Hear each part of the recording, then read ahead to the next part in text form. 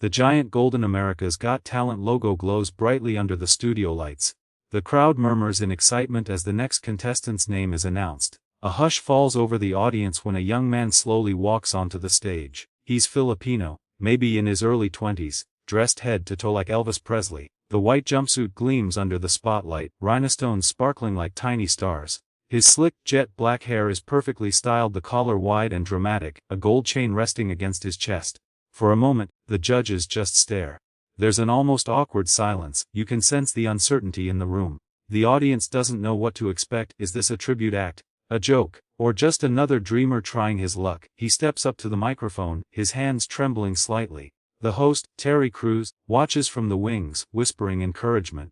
The young man takes a deep breath and smiles nervously. You can see his chest rise and fall as he tries to control his breathing. The spotlight feels heavy, the silence deafening. Simon Cowell leans forward on the judge's table, studying the contestant. He raises an eyebrow, his expression unreadable. Heidi Klum and Sofia Vergara exchange curious glances while Howie Mandel gives a supportive nod. But the crowd, they're skeptical. A few quiet laughs echo from the back rows. The contestant grips the microphone tighter.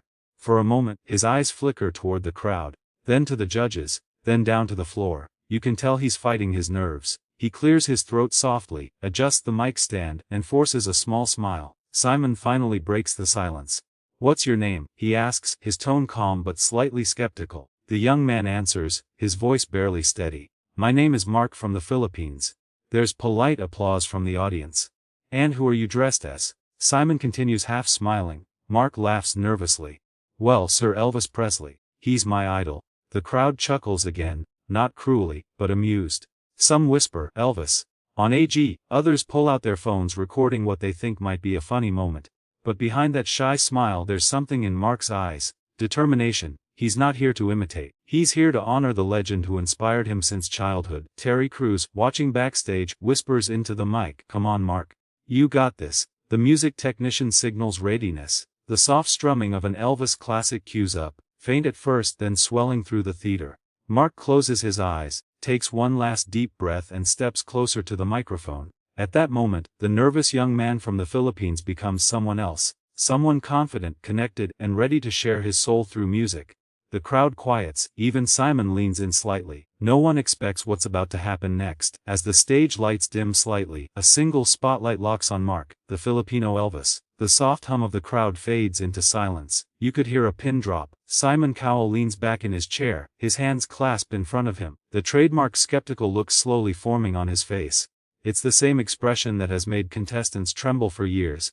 One eyebrow raised, a faint smirk tugging at the corner of his mouth, and eyes that silently ask, "Is this going to be worth my time?" Mark swallows hard. He can feel Simon's gaze piercing right through him. His palms are sweating, his heart pounding so loud it almost drowns out the opening chords of the music. The band begins to play the intro to "Can't Help Falling in Love." The crowd gives a light applause. A song everyone knows, one that carries heavy expectations. Mark closes his eyes briefly, whispering something under his breath. Maybe a quick prayer, maybe a word of courage. From the judges' table, Sophia leans toward Heidi and whispers with a curious smile, "He really does look like Elvis." Heidi giggles softly, "Let's see if he sounds like him too." Simon doesn't react. His arms are still crossed, his face unreadable. Mark adjusts the mic. His voice shakes slightly as he starts to speak. "This song, it's special to me. My father used to sing it when I was a child." Simon tilts his head, listening, but still cautious. "All right," he says. "Show us what you've got." That phrase, short, simple, cuts through the air like a challenge. The audience feels the tension. This is it. Mark nods. He exhales slowly, letting the fear leave his body. His fingers twitch on the microphone. The music swells again. For a moment there's hesitation, that brief second of doubt that can make or break a dream. Simon glances at the other judges as if silently saying, "Another Elvis impersonator. Let's see." The camera pans across the audience. People whispering, smiling politely. A few even shaking their heads. Nobody is expecting greatness. They've seen countless tribute acts before. And yet, something about the young man standing center stage, the way his eyes reflect both fear and hope, feels different. He takes one more breath. The lights brighten slightly and his lips part. But before he sings, Simon leans toward his mic and mutters just loud enough for the cameras to catch. This could go either very right or very wrong. A ripple of nervous laughter spreads through the crowd. Mark hears it, he feels it, every heartbeat tells him this is his one shot to prove them wrong. To prove that even a boy from the Philippines can make the king of rock and roll proud. He straightens his shoulders, grips the microphone firmly, and looks straight at Simon. The music rises. And with that, Mark begins to sing. The first note leaves his lips, and instantly, the entire room freezes. It's not just a voice, it's a sound that cuts through the air like silk, deep, rich, and hauntingly familiar. For a split second, even Simon Cowell blinks in surprise. The voice that was expected to tremble doesn't. Instead it flows, smooth, controlled, drenched in emotion.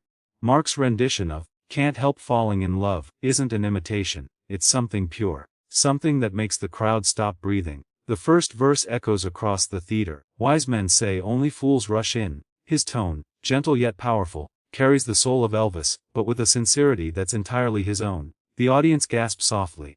The quiet giggles from before are gone. A woman in the front row covers her mouth, eyes wide. Simon's expression changes. Subtly, but unmistakably. The smirk fades, his eyes soften, leaning forward just a little more. His eyebrows lift. It's the look, the one he gives only when something truly unexpected happens. He's not just listening now, he's feeling. Mark continues, his eyes closed, his hands gripping the microphone like it's holding his heartbeat steady. He sings each line as though it's a memory, every word dripping with emotion. The room becomes weightless. Even the camera crew seems frozen, afraid to break the magic. Sophia whispers under her breath, "Oh my God." Heidi glances at her, speechless. Howie just shakes his head with a smile, the smile of someone watching a once-in-a-lifetime moment. The audience begins to sway gently, drawn into the performance. People start holding their phones up, capturing what feels like history in the making. The melody builds, and with it, Mark's confidence. His voice grows stronger, deeper, every note painting a picture of longing and love. As the bridge approaches, he opens his eyes. His gaze sweeps across the theater, and for the first time he sees no doubt, no laughter, only awe. He looks at Simon, and Simon, usually the cold critic, is silent. No sarcasm, no grin, just eyes locked, filled with something close to respect. Then comes the final chorus, "Take my hand, take my whole life too." His voice soars, powerful yet tender, filling every corner of the room. The band fades slightly, letting his vocals shine. By the time he reaches the final note, the silence is overwhelming, and then, applause erupts, thunderous, genuine. The crowd rises to their feet, clapping, cheering, shouting. Some even wipe their tears. Simon glances around, shaking his head slowly, that rare look of disbelief mixed with admiration. When the noise finally settles, Simon leans toward his mic and says softly, "I was not expecting that." Mark exhales, trembling. His dream, for one breathtaking moment, has come true. The last note still lingers in the air, trembling, golden, fading into silence. Mark stands frozen, his chest rising and falling. For a heartbeat, there's nothing, no sound, no movement, only the echo of his own voice in the vast theater. And then, the audience erupts. A tidal wave of applause crashes through the room. People stand cheering, clapping, shouting his name. Cameras flash. Some fans in the balcony lift their hands, waving as if they've just witnessed something sacred. Mark blinks, his eyes glossy with disbelief. He hadn't expected this. Moments ago, he was just a nervous boy from the Philippines, and now, the entire AGT crowd is on its feet. He turns slightly, catching sight of the judges' table. Sophia's hands are over her heart, whispering, "That was beautiful." Heidi is smiling so wide her eyes glisten, mouthing. Howie is clapping furiously, shaking his head as if words can't keep up with what he's feeling. But Simon Cowell doesn't move at first. He sits perfectly still, eyes fixed on Mark. The crowd noise fades into the background. You can see his mind racing. This wasn't supposed to happen. He had doubted the outfit, the voice, even the idea of another Elvis act. Then, slowly, very slowly, Simon leans forward, placing his hands on the table. He nods once, twice, and then, he smiles. It's not his usual smirk, not the sarcastic grin the world knows. It's something genuine, warm, almost proud. The crowd notices. Their cheers grow louder. Simon stands. The theater erupts again. Mark's hands fly to his face in shock. Simon Cowell, the toughest critic on AGT, is giving him a standing ovation. Terry Crews bursts out from backstage shouting, "He got Simon to stand! He got Simon to stand!" Mark's legs feel weak. Tears brim in his eyes, threatening to fall. He presses his palms together, bowing slightly toward the judges' table. A humble gesture, filled with gratitude. Simon raises a hand, gesturing for the crowd to quiet down. His voice comes through the microphone, calm but sincere. "Mark," he begins, his British accent steady. "I'll be honest, when you walked out dressed like Elvis, I didn't know what to expect. I thought we'd seen it all before."